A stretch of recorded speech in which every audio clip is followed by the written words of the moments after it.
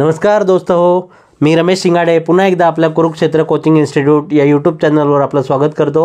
मित्रांनो, आपली जी सिरीज चालू आहे समस्या तुमची समाधान आमचे, यात आज आपण एक ज्वलंत धगधगता विषय घेऊन आलेलो आहे। ते म्हणजे हे जे इंग्लिशचं भूत आपल्या मानगुटीवर बसलेलं आहे 10वी पासून आणि अजूनही ते उतरायला तयार नाही आहे, तर त्याचा सामना कसा करायचा आणि आपलं इंग्लिश कसं सुधारायचं। बऱ्याच विद्यार्थी मित्रांनी आपल्याला रिक्वेस्ट केली की या विषयावर एक डेडिकेटेड व्हिडिओ बनवा। सो आपण हा व्हिडिओ घेऊन आलो आहोत आपल्या ग्रामीण भागातल्या, विशेषतः ज्यांचं इंग्लिश कच्चं आहे किंवा ज्यांना इंग्रजीची भीती वाटते त्यांच्यासाठी हा व्हिडिओ फार फार महत्त्वाचा आहे। नक्कीच व्हिडिओ शेवटपर्यंत बघा आणि चॅनलला सबस्क्राईब करायला विसरू नका। तर मित्रांनो, पहिल्यांदा हे लक्षात घ्या की इंग्लिश शिकण्याची किंवा इंग्लिश इम्प्रूव्ह करण्याची गरज काय आहे।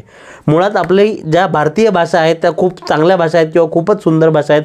विशेषतः मराठी तर सगळ्यात भारी आहे, जगात भारी आपण म्हणतो।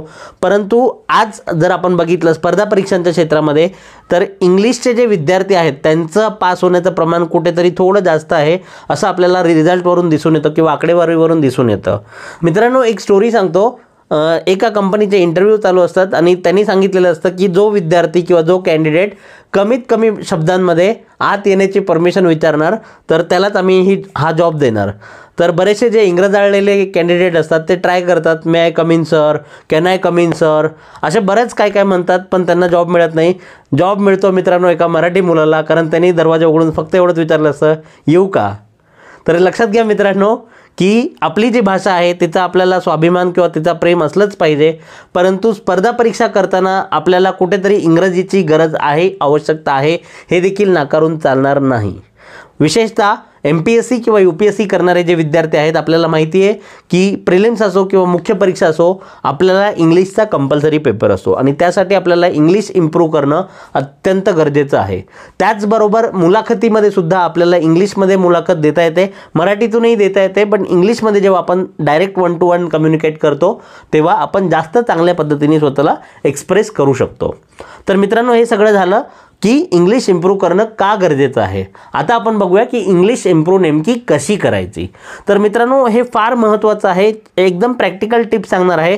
सगळ्यात पहिली आणि सगळ्यात महत्त्वाची गोष्ट म्हणजे डेली जे काही तुम्ही करताय, डेली कमीत कमी 15 मिनटं आणि मॅक्सिमम 1 तास 2 तास जेवढं तुम्हाला शक्य असेल तेवढ्या या गोष्टी करायच्या आहेत। 1-2 दिवस केलं आणि परत सोडून दिलं असं होता कामा नये। जर तुम्ही रेग्युलर बेसिसवर डेली ही गोष्ट करत राहिला तर नक्कीच तुमचं इंग्लिश 1-2 महिन्याच्या आत चांगलं इम्प्रूव्ह होईल। पहिली महत्त्वाची गोष्ट तुम्हाला करायची आहे ती म्हणजे इंग्लिशमध्ये मूवीज, वेब सिरीज, कार्टून्स बघायला सुरुवात करा।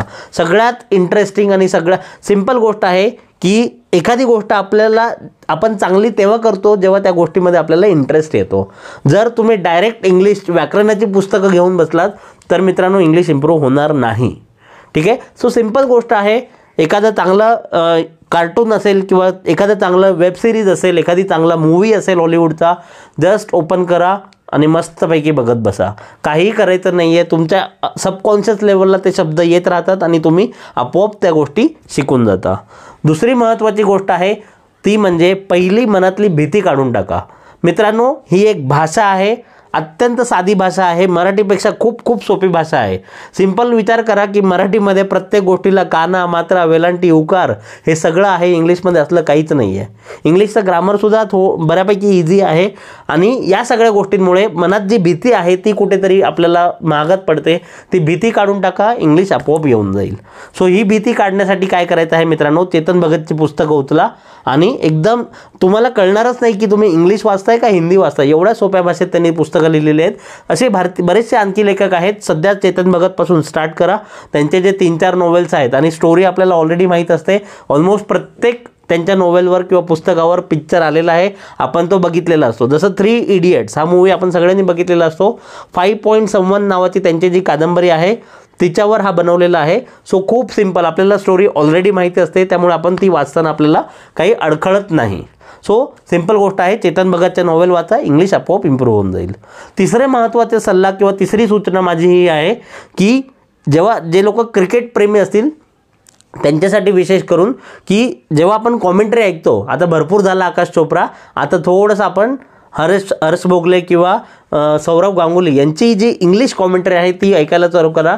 मित्रांनो, आपल्याला क्रिकेट कळतं, आणि आपल्याला इंग्लिश बेसिक तुमच्या नकळत तुम्ही आपोआप इम्प्रूव्ह करून जाल.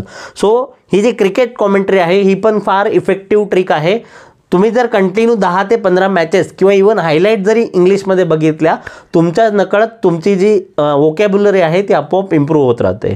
त्यानंतर मित्रांनो सगळ्यात भारी टेक्निक सांगतोय की 4-5 आपल्यासारखे पोट्टे गोळा करा. फार हायफाय इंग्लिश बोलणारे नको, एकदम आपल्यासारखे कॉमन पीपल गोळा करा आणि त्यांच्याशी इंग्लिशमध्ये बोला.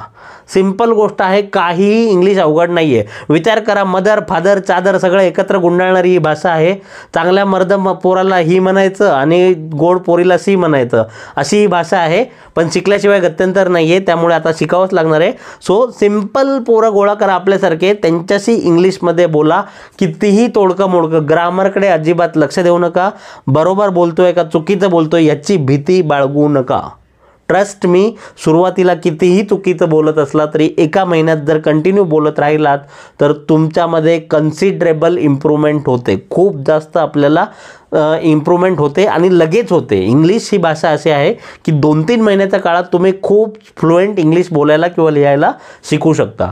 सुरुवातीला ज्या चुका होत आहेत त्यांकडे फार जास्त लक्ष देऊ नका किंवा घाबरू नका त्या चुकांमुळे. हां, एक गोष्ट मात्र नक्की करा की ज्या चुका करताय त्या चुकांमधून शिका आणि सेम मिस्टेक रिपीट करू नका. एकदा आपल्याला कळलं की हा शब्द कसा वापरायचा आहे किंवा कुठल्या अर्थासाठी वापरायचा आहे तर ते शब्द वारंवार वापरत राहा. त्याच्यानंतर आणखी एक गोष्ट मित्रांनो, ज्यांना जे सोशल मीडिया ॲडिक्ट आहेत त्यांच्यासाठी तर आणखी सोपी गोष्ट आहे. इन्स्टावर जेव्हा आपण रील्स बघतो, तुम्हाला खूप सवय असेल रील्सची, तर एकच बदल करा की इंग्लिश रील्स बघायला चालू करा. तुमचं इंग्लिश आपोआप इम्प्रूव्ह होईल. सो या इंटरेस्टिंग मार्गाने आपल्याला इंग्लिश आरामात इम्प्रूव्ह करता येऊ शकतं. आणि जेव्हा एका पर्टिक्युलर बेसिक लेवलचं इंग्लिश तुमचं तयार होईल त्यानंतर मात्र आपल्याला थोडीशी जास्त मेहनत घ्यायची आहे. उदाहरणार्थ एक डायरी मेंटेन करायला सुरुवात करा. पहिले सुरुवातीचे 2-3 महिने या गोष्टी करू नका. एकदा बेसिक लेवलचे तुमचे नॉलेज इंग्लिशचं वाढलं की मग मात्र एक डायरी मेंटेन करा आणि हळूहळू रोजचे 5 शब्द आणि त्या 5 शब्दांचे अर्थ, एवढंच आपल्याला करायचं आहे. 5 शब्द नोंदवून ठेवायचे आणि त्या 5 शब्दांचे अर्थ. आता हळूहळू काय होणार आहे यातून मित्रांनो, तुमची वोकॅब्युलरी किंवा तुमचे जे ऑप्शन्स आहेत तुमच्याकडे शब्दांचे ते तुम्ही वाढवणार आहात. आणि हे सगळं झाल्यानंतर मग तुम्ही हळूहळू इंग्लिश लिहायला किंवा बोलायला सुरुवात करा. तर असं आपण जर स्टेप बाय स्टेप गेलो तर नक्कीच आपल्याला हार्डली 3 ते 6 महिन्याच्या अंतरात आपण एकदम वेल वर्स्ड होऊन जाऊ इंग्लिशमध्ये. खूप चांगल्या आपल्यालाही कळणार नाही की आपण इंग्लिशची भीती कधी गेली आणि इंग्लिश आपलं कधी सुधारलं. मित्रांनो, मी स्वतः पूर्णपणे मराठी माध्यमातून शिकलेला विद्यार्थी आहे.